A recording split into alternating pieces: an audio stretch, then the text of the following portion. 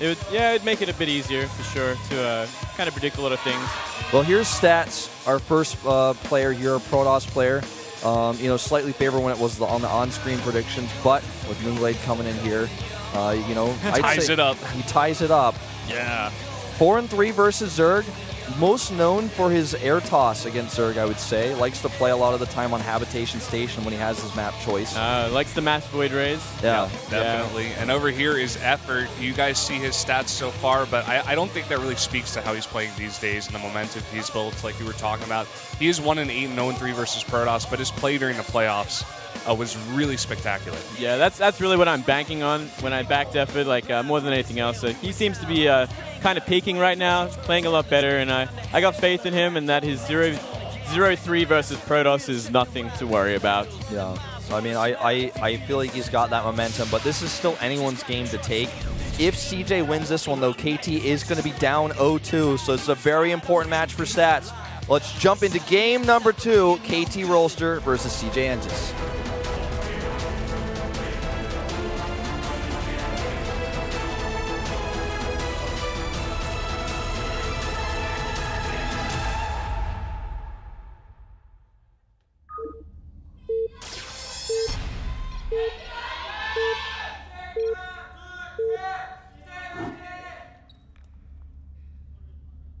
LTA는 SK텔레콤. Up here in the top right, in the red for KT Rolster, it is Stats. And down here in the bottom right, in the yellow for CJ Entis, it's effOrt. And it's the rematch. Last time these guys played, or the last time these two teams played, was in the semifinals of the playoffs for round 3. And effOrt lost. It was a long macro game, but effOrt didn't look weak. I really feel this could be anyone's game to take. And we're not cross spawns, actually. No. And yeah, effOrt scouting in the right direction, so he's going to scout Stats straight away, which is going to help a lot determining what kind of build he's going to go, whether it's going to be a Forge or it's going to be a Gateway first or Nexus first. And it's really going to help out effOrt in his opening for sure. Yeah, certainly so. Now he does you know, get that Overlord going the right direction, but doesn't appear to be interested too much in drone scouting, so that's kind of a bit greedy, but he's going to get a little It's a bit greedy, but at the same time, it's kind of understandable on a 4-player map because it can be a long time before you scout them. So we'll have to wait and see if he's going to just play the safe game and go for like a 15 pool and into a later hatchery, or he's going to go hatchery first. On this map, you can see a lot of hatch first because it's a 4-player map, so there is a good chance that the probe is going to scout you a lot later.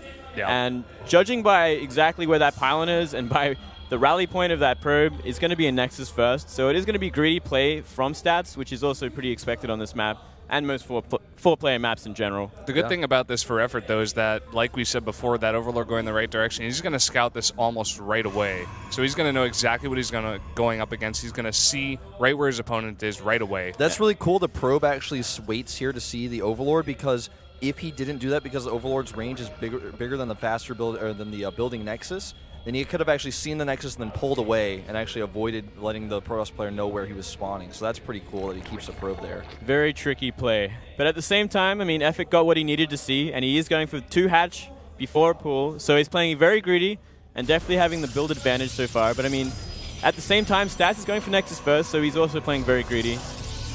But I don't think he's actually scouted with the probe just yet, so he doesn't know exactly what build effOrt is going. But maybe he knows something a little extra about effOrt, and maybe knows that he likes to play a very greedy Zerg.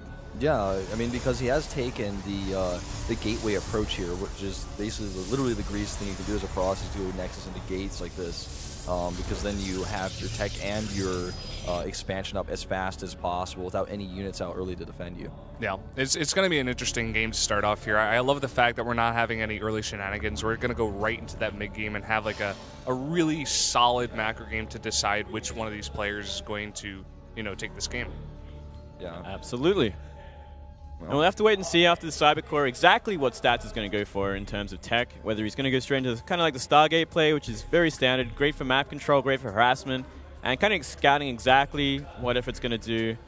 But I mean, we'll have to wait and see. Maybe you want to go for a faster third now. Seeing effOrt went for fast 3 base. Yeah, you know, he may take that approach.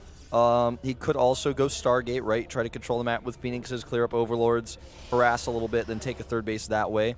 Or, you know, potentially even try to do some 4 gateway pressure because he has really fast warp gate research with this build. Looks like Stargate is going to be the choice. Very, very safe play, I think. Stargate definitely the most standard, and I think definitely the most safest way. And I mean, you can do a lot of damage with Phoenixes. You can just constantly be picking off drones on the gases, especially where the Spore Crawlers aren't really like protecting them, and you can pick off as many Overlords as you can. You kind of get a great idea of what the Zerg's plan is going to be. This really makes sense because, like Wolf was talking about earlier, you know, Stats is always going to be a guy who is going to lend himself to playing this air kind of Protoss against the Zerg. And he goes right for it. It makes sense for the map. It just makes sense. I like it. Yeah. It makes sense. But at the same time, effOrt scouts it with his Zergling. That's incredible that he's able to do that. Very good scout. That doesn't make sense. Yeah, some ninja-lings there, kind of like dodging between the mothership. Here's the real story, actually, on this Ling. His story starts long ago, actually, when that Overlord was attacked. He knew the Stalker was out of position, and that's actually a really good way to, you know, he's like, okay, your Stalker's over here, send the Lings in. And that was why he decided to do this. But now that he saw the Stargate, he's probably like, oh, okay, I'm safe, but it's 6 more gateways coming up. Uh-oh. See, maybe he wanted to let that Zergling in. He's like, okay, you can scout my Stargate, but I'm going to put down 5 more gateways, and I'm going to kill you. Could have been part of it because I'm not sure if effOrt has any idea. I mean, he controls that watchtower, but we see the pylon on the map is right outside the range of the watchtower. So I think Stats' aggression here is going to be pretty unchecked for now. Absolutely. You see a bunch of drones on the production tab. Oh my crawlers. God. Yeah. See, effOrt's playing mass greed, and this is going to kill him for sure if he doesn't start making units anytime soon. I'm not even sure if he has a Roach Warren up just yet. I haven't been checking. I don't think so. And, you know, he's just making 2 more Overlords. Oh, my goodness. There goes down the Roach Warren. So he's only going to have Zerglings to defend against his Slowlings at that. And Slowlings are not going to defend against a Gateway all-in like this. He also has the Oracle to help out. If he's fighting away from the Spore Crawlers and the Queens, that Oracle could do so much damage to slow Zerglings, kill them so fast. This might actually just be a build or loss, essentially, because he doesn't have enough units here. He didn't he reacted to what he scouted, but he didn't check a second time to see what was really going on. Yeah, he really got outplayed, and I don't think there's any way effOrt can really come back from this. I mean, there are just too many Gateway units already. Too much stuff on his front step. He just can't deal with it. There's nothing here. No units, Slowlings, no Spine Crawlers, and 2 Queens. This Oracle is just cleaning up Zerglings. He's focus firing the Zerglings and killing so many, and there's so many Zealots and Stalkers now. And there's just nothing he can make that's going to save him. There's not enough Queens here to deal with the Oracle either. He's killed the Spores. And, you know, obviously Stats realized, like, okay, you must have not had your Roach Warren up yet. So he just made almost purely Zealots here. And that's going to be easy peasy to clean up the units on the ground here, those Zerglings. 10 Roaches are on the way, but with all these Zealots, it's going to be impossible to micro kite against them and do damage. He's even going for the spawning pool here temporarily. I think once he sees the Roaches pop, he will do a round of Stalkers, but I don't think it even matters at this point what he makes. It was extremely greedy play. Getting that Roach Warren so late like that is just it's asking for trouble, and yeah, that was just way too greedy. Yep. Well, we're seeing effOrt stick around a little bit longer. He's going to try to clean this up with his Roaches, but we're just seeing those Roaches only get cleaned up. With another warp in of all these Gateway units, I think this is pretty much lights out for effOrt here. Yeah, starts to seem that way. 45 supply left. Roaches kiting for their lives here, but it's not going to work. And turns out our faith in effOrt today is not coming through for him. But yeah, I'm feeling pretty bad about that prediction. And GG. Playing a bit too greedy. He started out with a double hatch before pool. You know, saw what was coming with the Stargate, but just really, I think that gave him too much comfort. He's like, oh, Stargate, yeah, I've seen it 1,000 times. Yeah, well, I mean, there's always going to be the option of like, hey, he could like make Zealots with this Stargate and do some real harassment. But he kind of just went for this kind of like super greedy, like almost to the point where it's like all-in greed. Where he's like, okay, I'm just going to make drones, and I'm going to hope that you don't attack me, and then we're going to have a great mid-game. Like, I'm going to kill you with, like, Hydra timing or something. It's almost what you were saying before, Moonglade, about how it wasn't like Stats let the Zergling get into the base, but once it got into the base, Stats was like, oh, well, I can just change up my build. Exactly. He's going to turn on the greed, I know this, and I'm going to change up my build because of this. It was a great That's really play. Stats, like, switching it up right in the middle. I'm sure he had a build in mind, you know, harass with their units, take an easy third base, but once he saw that the Zergling got in, he's like, no, I'm going to trick him.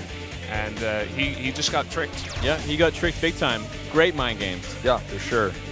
So coming up next, we're going to have that Terran versus Terran that everybody's been hoping for, and well, we were going to have it no matter what because it's Game 3. But